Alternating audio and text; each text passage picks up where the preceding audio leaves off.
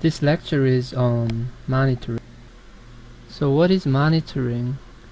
Monitoring is the process of reviewing the logs, and this could be done manually or programmatically, meaning automatically, especially if you put together some sort of a script or a small program when you're trying to, for example, search for a piece of information.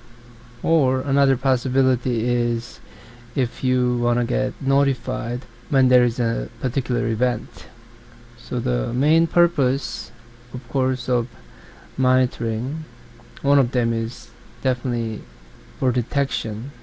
So if there is any failure or any intrusion attempts by an outsider or malicious actions by an insider, of course you'd like to know about these events. So monitoring helps with that. And then in addition to detection, if you are actually looking for something specific, for example, if you're trying to reconstruct an event in an investigation after an incident, or if you need evidence for prosecution, and so on, monitoring is very useful.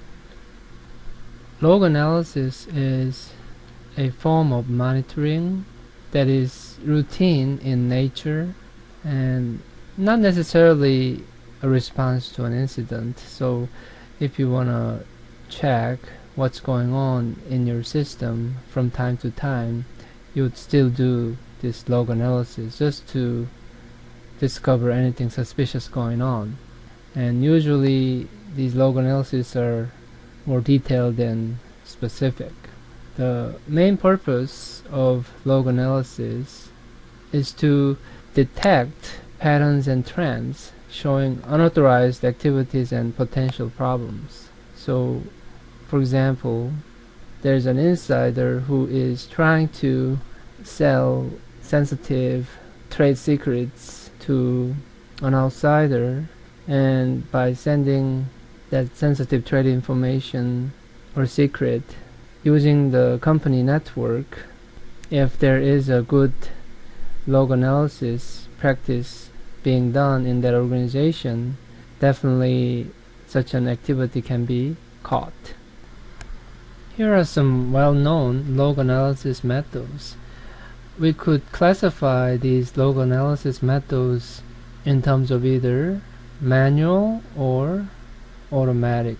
And of course manual process is very tedious and difficult to do, so the actual practice of log analysis is done mostly automatically. And some examples could include something like intrusion detection systems, or something called operations management or network management software, such as simple network management protocol. Traditionally speaking, since there are so many things always going on in a typical network management in general has been trying to somehow monitor the security of the network or health of the network or performance of the network using this protocol called SNMP, or simple network management protocol. And in terms of its capability, there is definitely this ability to, for example, collect all the log messages coming from various network devices in terms of security, health, and performance. So typically when they do this, they use something called an agent, and the agent is installed on a network device, and they collect the information and send it to a centralized database called Management Information Base, or MIB, or not Men in Black, but MIB, and these SNMP systems, they're also capable of controlling the devices remotely. So for example, if you want to shut down a device, you can do it from a central location. And in terms of noteworthy events you want to get notified about, the agents, if it detects anything abnormal, will send back a trigger called a trap to the centralized SNMP server to alert whoever is responsible for responding to such an alert. Here are more examples of automatic monitoring. They have different names, but the most well-known one could be Security Information and Event Management, or SIEM. Another one is Security Event Management, or SEM, or Security Information Management, SIM. So whenever you see these acronyms, you should also relate this to automatic monitoring of logs. So some of the features included in these systems are monitoring, for example, network flows for traffic and trend analysis, of course collecting logs, and inventory and status purposes, meaning if you'd like to know what network devices you have in your network and how they're configured, you could use these systems to do the inventory of all the systems in the network.